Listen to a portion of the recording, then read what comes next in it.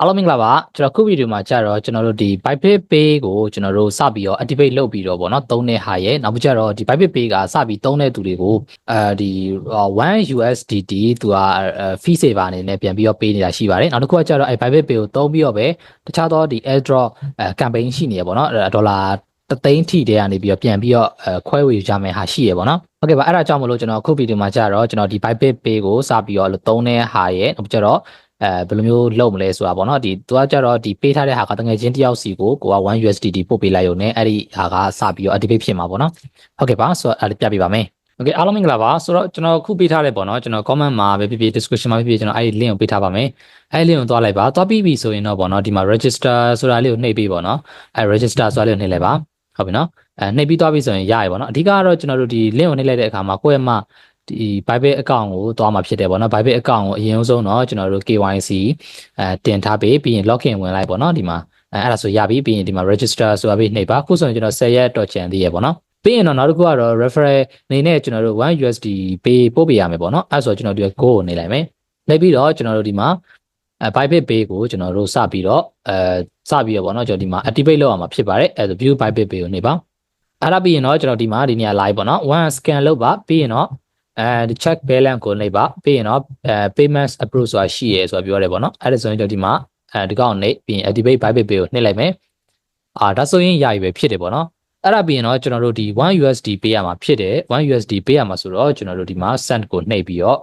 ပေးရမယ်ပေါ့နော်အဲ့ဒါပြီးရင်ဆိုရင်တော့ကျွန်တော်ဒီဘက်က send ဆိုတာလေးနှိပ်မယ်ပေါ့နော်ပြီးရင်တော့ကျွန်တော်တို့ Bybit user အဲ့ဒီကျွန်တော်တို့တကယ်ချင်းတယောက် Bybit user account ရဲ့မှာ email ကိုထည့်ပါပြီးရင်တော့ကျွန်တော်တို့ဒီမှာကိုယ့်ရဲ့မှလည်းတကယ်ကျတွေ့ပြီပေါ့နော် next ကိုနေလည်းတွေ့ပြီးသွားပြီဆိုရင်တော့မိမိရွေးပို့ပေးမယ်ပေါ့နော်ကျွန်တော်ဒီ1ဆိုလဲ1ပေါ့နော်ကျွန်တော်ဒီ1ဆိုပြီးကျွန်တော်နှိပ်လိုက်မယ်ကျွန်တော်ဒီတစ်ခုပေါ့နော်$1ပေါ့နော်1 USDT တော့ပို့လိုက်မယ်ပြီးရင်ကျွန်တော် note ကဘာမှမမြည်တော့ဘူး next ပဲနှိပ်မယ်ပြီးရင်တော့ confirmation ပေါ့နော်receipt confirm ပေါ့နော်ဘာမှမဟုတ်ဘူး next နှိပ်ပဲအဲ့ဒါပါပဲပြီးရင်တော့ရပြီဒါဆိုရင် success ဖြစ်သွားပြီပေါ့နော်တစ်ဖက်မှာကြည့်မယ်ဆိုရင်လည်းကျွန်တော်တို့ဒီဘက်မှာကျွန်တော်ဒီဘက်မှာဆိုလဲသူရောက်လာပြီပေါ့နော် Bybit Pay ကနေပြီးတော့စပြီးတော့ကျွန်တော်1 USD ရလာပြီပေါ့နော်ဒီမှာပေါ့နော်မြင်ရလားမသိဘူးโอเคအဲ့ဒါပဲပေါ့နော်ဆိုတော့အဲ့ဒါပြတ်ပြီးသွားပြီဆိုရင်ကျွန်တော်တို့ကဒီဘက်မှာတစ်ချက်ကြည့်မယ်ပေါ့နော်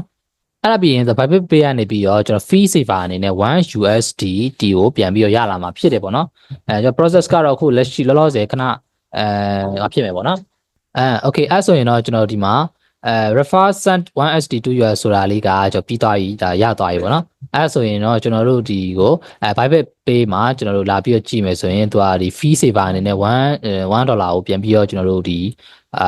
ပြန်ရမယ်ပေါ့နော်ပြန်ပြီးရမှာဖြစ်ပါတယ်โอเคအဲ့ဒါပြီးတော့ဒီ Bybit ကဒီ crypto ကပေါ့နော်ဒီ Bybit Pay ကဘယ်နေရာမှာသုံးကြမှာလဲပေါ့နော် Bybit Pay ဆိုတာကသူကဈေးဝယ်တာမျိုးတွေကအစားသူကဒီ crypto ကိုသုံးပြီးတော့ဝယ်ယူလို့ရတော့မယ်ဟာမျိုးဖြစ်ပါတယ် Binance မှာလို့ Binance Pay ရှိတယ်လို့မျိုး Bybit မှာလည်းခု Bybit Pay ရှိလာတာဖြစ်ပါတယ်သူက software တွေ application တွေနောက်ပြီး website တွေနောက်ပြီး POS system တွေမှာဆိုရင်လည်းအဲ့လိုမျိုး Bybit Pay နဲ့ဝယ်ယူလို့ရတာမျိုးတွေဖြစ်လာမှာပေါ့နော်နောက်ဆုံးကျွန်တော်တို့ online ကနေပြီးတော့ online payment တွေခြေတဲ့အခါမျိုးမှာဒီ Bybit Pay ကိုသုံးပြီးတော့ crypto နဲ့ဝယ်လို့ရမယ်ပေါ့နော်ဝယ်ရောင်းပြုလို့ရမယ်ဆိုတဲ့ဟာမျိုးဖြစ်ပါတယ် Bybit Pay ပေါ့နော်အခုလက်ရှိကတော့ကျွန်တော်တို့ဒီ Bybit event အခုလက်ရှိခုနကတော့ဒီ referral event ပေါ့နော်အဲ့ဒါတော့လက်ရှိကျွန်တော်လုပ်နေတဲ့ဗီဒီယိုမှာဆိုရင်တော့10ရက်ပဲကျန်တော့မယ်9ရက်ကျော်လေးပဲပေါ့နော်အဲ့ဒါပဲကျန်တော့မှာဖြစ်ပါတယ်ဆိုတော့နောက်တစ်ခုကတော့ကျွန်တော်ဒီ Bybit account မဖောက်ရသေးတဲ့သူတွေ Bybit account ဖောက်ဖို့အတွက်ကျွန်တော်အောက်မှာလည်း comment မှာလည်း link ချပေးထားမယ်ပြီးတော့ description မှာလည်းရေးထားပေးမယ်ပေါ့နော်โอเคနောက်တစ်ခုကတော့ Bybit Pay မှာကျွန်တော် Bybit Pay ကိုကျွန်တော်ဘယ်လိုမျိုးဝင်ရမလဲဆိုတာပြပေးမယ်ပေါ့နော်ဘယ်လိုမျိုးဝင်ရမှာလဲဆိုရင်တော့ပထမတစ်ချက်ကတော့ကျွန်တော်ဒီ Bybit Pay Bybit ထဲမှာပဲတွားလိုက်ပါတွားပြီးတော့ finance ကိုတွားပါနော် finance မှာအောက်မှာ Bybit Pay ဆိုပြီးရှိပါတယ်Bybit Pay ကိုတွားလိုက်တာနဲ့ကျွန်တော် Bybit Pay ရဲ့မှာ home pay ကိုရောက်သွားမှာဖြစ်ပါတယ်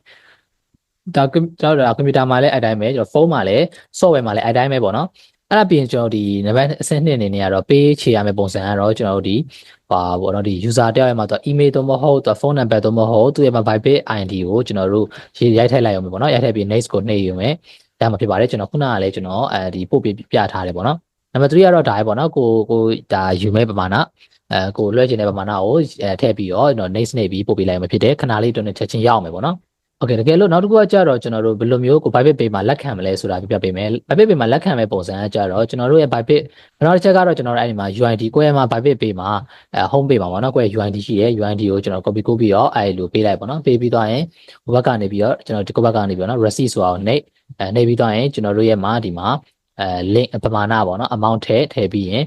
QR code ကိုပေးလိုက်လေရတယ်ပေါ့နော်โอเคပါဒါကတော့ကျွန်တော်က private pay နဲ့ပတ်သက်ပြီးပြပြပေးတာပါအခုလက်ရှိကတော့ private pay event အဲ့ဒါလေးရှိနေလို့လာပြီးတော့လည်းပြောချင်းဖြစ်တယ်ပေါ့နော်နောက်တစ်ဗီဒီယိုမှာထပ်တွေ့ပါမယ်